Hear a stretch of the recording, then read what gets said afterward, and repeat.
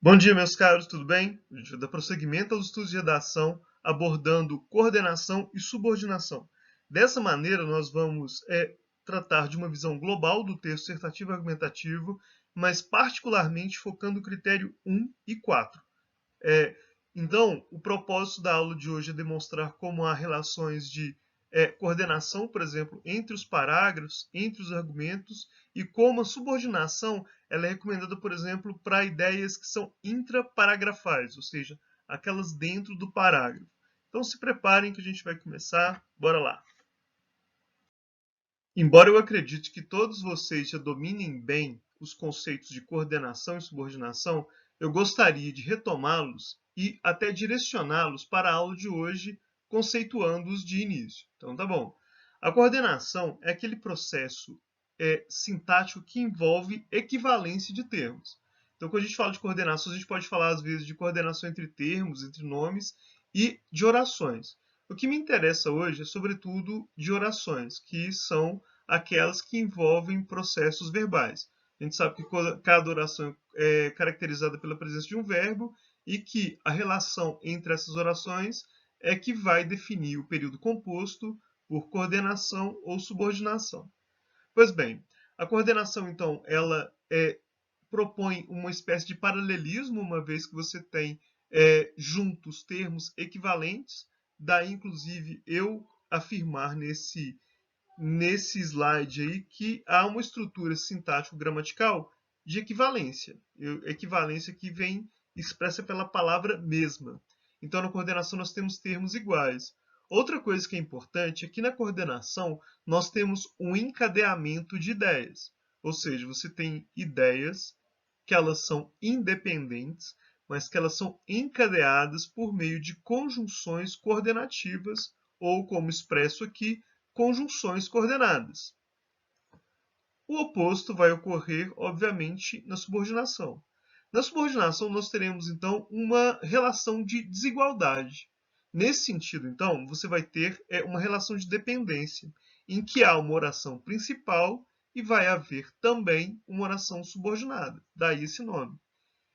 A esse propósito, nós devemos considerar, então, que na relação de uma oração que é imprescindível e outra que só completa, nós teremos a ideia de hierarquia. Então, sobretudo, nós estamos dizendo que os processos de subordinação, eles relacionam termos desiguais e, por isso, ele é hierárquico. Ao passo que a coordenação, ela é paralela, ela gera o que nós chamamos de paralelismo e que ela propõe o encadeamento de ideias. É o que a gente vai ver em síntese, perdão, agora. Então, em síntese, o que eu acabei de dizer foi: a coordenação, então, ela envolve paralelismo de funções de valores sintáticos ou idênticos, uma vez que ela envolve termos equivalentes, e ela também gera o que nós conhecemos por processo de encadeamento de ideias, não é isso? Ao passo que a subordinação ela representa a desigualdade de funções e de valores sintáticos e a hierarquização de ideias. Esses dois conceitos, né, ou melhor, essas duas definições, cada uma com dois tópicos, ela será essencial para que a gente vai ver daqui a pouco num texto dissertativo argumentativo nota 1000. Não é isso? Ou seja, eu quero mostrar para vocês hoje como se dá a relação então de coordenação e subordinação nos diferentes textos. Só para amarrar, antes eu vou exemplificar coordenação e subordinação. Pois bem, meus exemplos. Coordenação. Redigi uma redação e resolvi exercícios de matemática. Nesse caso aqui, nós identificamos dois verbos. O primeiro deles, redigir. O segundo, resolvi. Então, nós temos um período composto, uma vez que nós temos mais de uma oração, uma vez que nós temos mais de um verbo. E, nesse caso, nós temos a relação estabelecida entre as orações pela conjunção aditiva e. Não é isso? Ora, redigir uma redação tem sentido completo? Tem. Resolver exercício matemático tem sentido completo? Tem. Então, nesse caso, ambas são independentes, uma não depende da outra. Nesse caso, temos o processo de coordenação. Ok? Subordinação. Quando terminar a aula, estudarei para a prova. Aí eu pego e leio aqui, ó. Quando terminar a aula, tem sentido completo? Não tem. Estudarei para a prova. Tem sentido completo? Tem. Essa primeira oração aqui, ó, cujo verbo é terminar, ela indica apenas uma situação temporal. Ao passo que essa outra oração aqui, cujo verbo é estudarei, ela é independente, ok? Simples assim. Vamos prosseguir então. Agora eu coloquei duas listas de conjunções, as coordenativas e as subordinativas. Só para lembrá-los, desde o ano passado não é permitido repetir conectivos. Isso quer dizer, então, que a recorrência ela tira pontos no critério 4. Você deve, então, ter uma lista considerável para que você consiga escrever, então, as suas 30 linhas sem recorrer ao mesmo conectivo. Vale a pena sempre, então, dar uma olhada. Eu já disponibilizei uma lista de conectivos para vocês, mas ainda assim, deem uma olhada em redações nota 1000, vão pegando aquilo que serve a vocês, porque é necessário um repertório para que você não fique, de fato, recorrendo aos mesmos termos, ok? Então, nesse caso, para mim, interessa mais as ideias do que propriamente os conectivos, mas vamos olhá-las, não é isso? As conjunções coordenadas, elas são apenas 5, então são as mais simples de estudar. A gente tem as aditivas, não é isso? E, nem, não só, mas também, enfim. As adversativas, mas, porém, entretanto, inclusive o entretanto e no entanto, que está aí, o todavia, são advérbios, mas que têm a função de contrapor ideias. Então, mesmo assim, pode servir de conjunção. Alternativas essas eu acho muito interessantes, assim como as aditivas, para apresentar os argumentos. É legal que você tenha essas em vista, porque elas dão uma ideia paralela de algo que pode acontecer por dupla via que a gente precisa coordenar já no início da redação. As conclusivas, que elas vão aparecer obrigatoriamente no momento da conclusão do seu texto, antes da proposta de intervenção. Você tem que decorar algumas também para você utilizar, não é isso? Portanto, logo, assim. As alternativas eu nem li porque elas são simples, né? Ou, em geral, que a gente usa, ora, quer, seja. As explicativas. Por quê, pois, por quanto, pois. Talvez as menos comuns em relação ao que a gente está propondo, que é sobretudo uma relação entre parágrafos que a gente vai ver logo adiante. Essas são as subordinativas. Elas são em número maior, elas são um pouco mais complexas de se lidar, porque elas não têm uma ideia fixa, como é aquelas das coordenadas, elas podem variar de acordo com o contexto, então elas são mais complexas. Mas também são aquelas que a gente vai usar em menor número no texto dissertativo e argumentativo. Por isso, sim, você não pode repetir, claro, já disse a princípio, mas você também não precisa decorar de maneira muito extensiva vários conectivos que são das orações subordinadas. Ok? Isso a gente vai ver adiante pela própria lógica do texto, porque as orações subordinadas elas só podem aparecer dentro do parágrafo. Elas não podem aparecer na relação entre parágrafos. Então, elas vão acontecer em menor número. Eu destaco algumas né, conformativas, por exemplo, quando você apresenta alguns autores, não é isso? Conforme Kant, conforme Pierre Bourdieu, enfim, conforme Bauman, que aparece muito, segundo Bauman, como, consoante, enfim. Todos esses são muito usuais. As causais também, elas são muito usuais no nosso caso para aprofundar o nosso tópico frasal, que nada mais é do que o nosso argumento. Então, também é legal que você tenha em mãos alguma dessas, ok?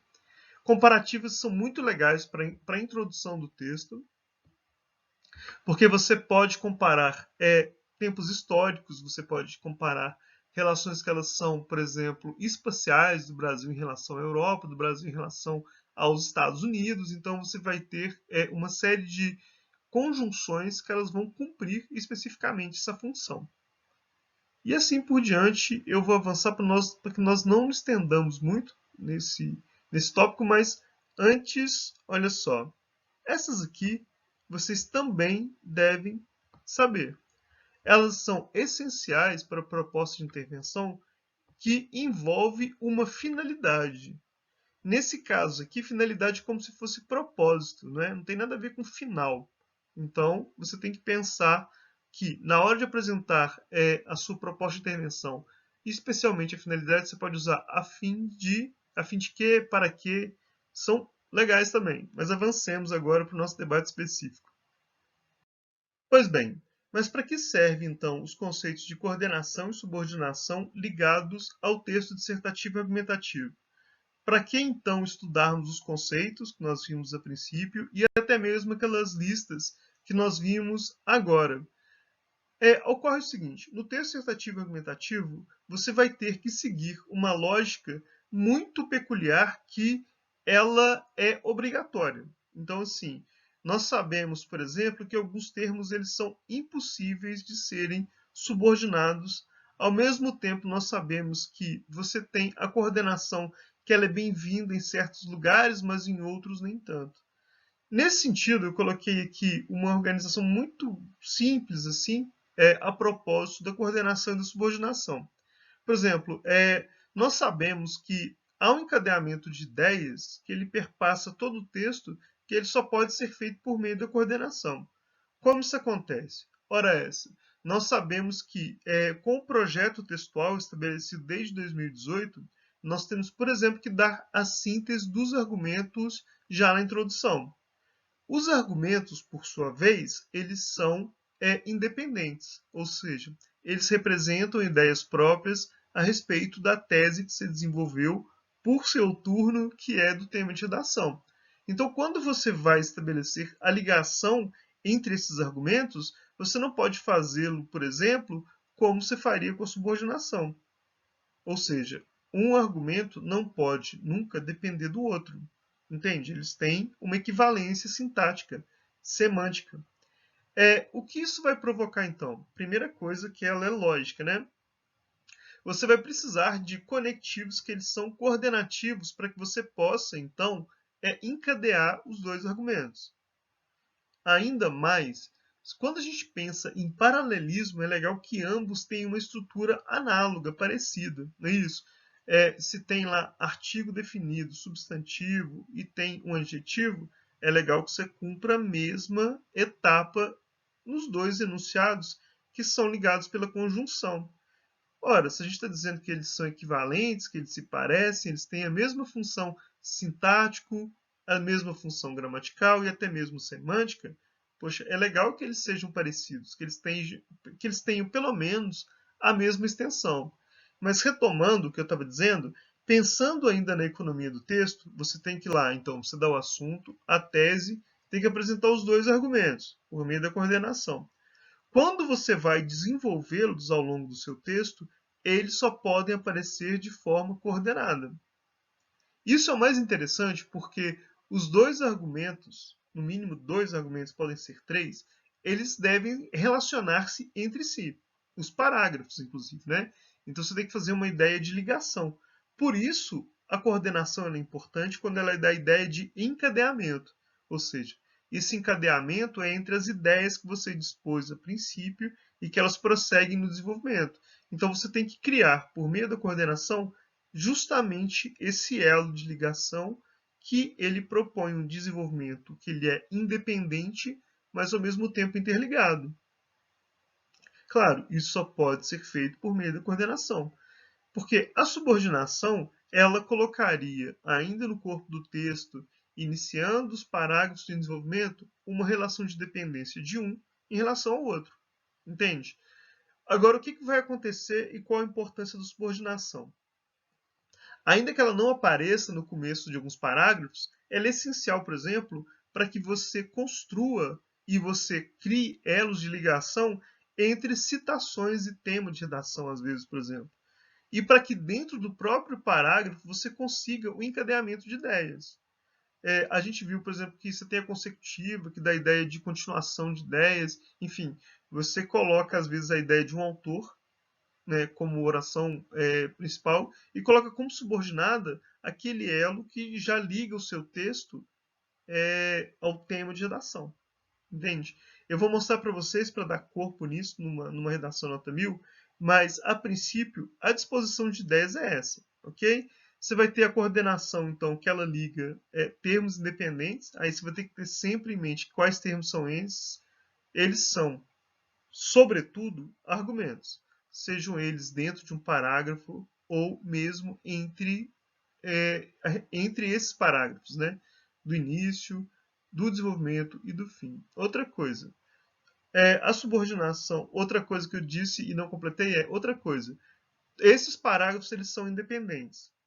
Ainda que haja sempre o começo com conjunções ou conectivos obrigatórios, cada um deles é independente.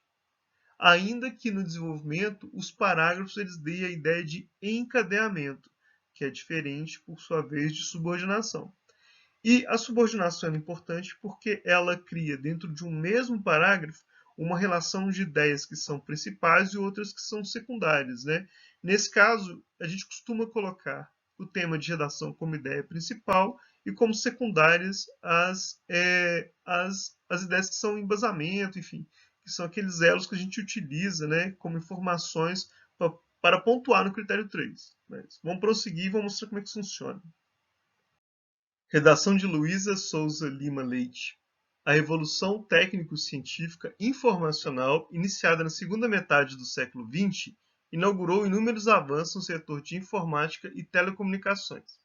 Embora esse movimento de modernização tecnológica tenha sido fundamental para democratizar o acesso a ferramentas digitais e a participação nas redes sociais, tal processo foi acompanhado pela invasão da privacidade de usuários.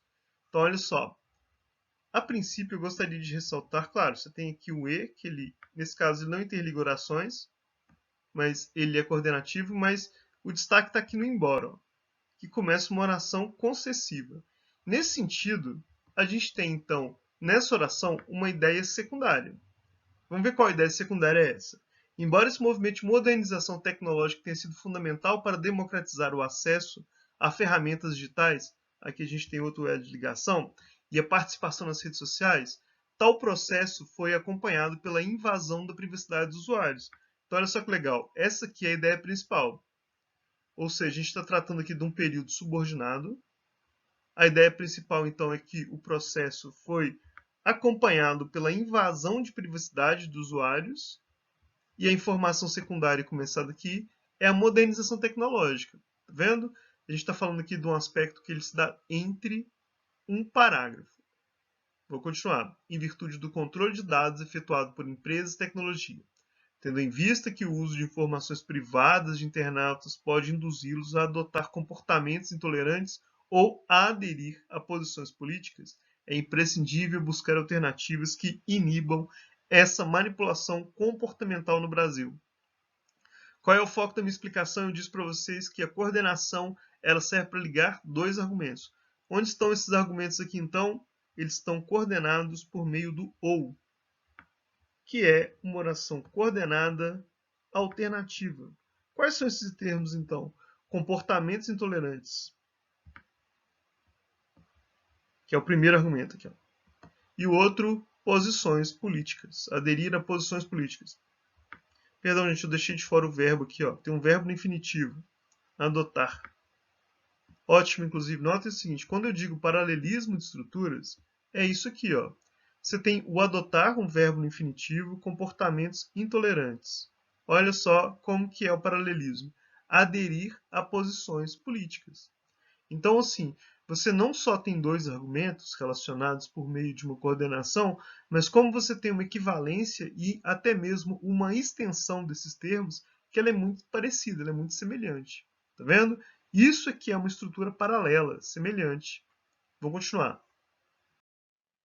A princípio, é necessário avaliar como o uso de dados pessoais por servidores de tecnologia contribui para fomentar condutas intolerantes nas redes sociais. Ótimo, então esse a princípio aqui, ó, ele dá a ideia de um encadeamento, mas não de uma subordinação. Coloca esse argumento, então, em primeiro lugar, mas ainda assim não subordina este parágrafo ao anterior, que é o introdutório. Em consonância com a filósofa Hannah Arendt, pode-se considerar a diversidade como inerente à condição humana, de modo que os indivíduos deveriam estar habituados à convivência com o diferente. Todavia, Então aqui, ó, todavia, a gente tem coordenação dentro do parágrafo. A filtragem de informações efetivadas pelas redes digitais inibe o contato do usuário com conteúdos que divergem dos seus pontos de vista. Uma vez que, ótimo, a gente tem uma vez aqui, a gente tem subordinação. Uma vez que os algoritmos utilizados favorecem publicações compatíveis com o perfil do internauta. Observe-se, por consequência, restrições do debate e a confrontações de opiniões, que, por sua vez, favorecem a segmentação da comunidade virtual. Esse cenário dificulta o exercício da convivência com a diferença aí eu falei do conforme, está aqui, ó. Conforme defendido por Hannah Arendt. A gente não estou explorando todos, mas eu estou fazendo uma síntese para que nós possamos enxergar, mas o argumento é bem simples. Você vai ter, então, coordenação, que ela pode vir dentro e sempre ao início dos parágrafos, e a subordinação, que ela só pode aparecer dentro dos parágrafos. A ideia central é essa. Vou encerrar, então, o que reforça condutas intransigentes como a discriminação. Prossigamos.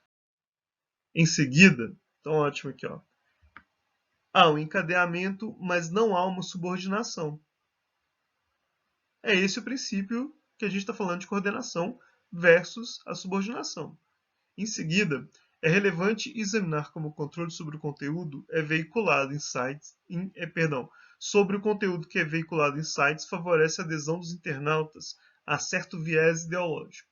Tendo em vista que os servidores das redes sociais como Facebook e Twitter traçam o perfil de usuários com base nas páginas por eles visitados, torna-se possível a identificação das tendências de posicionamento político do indivíduo.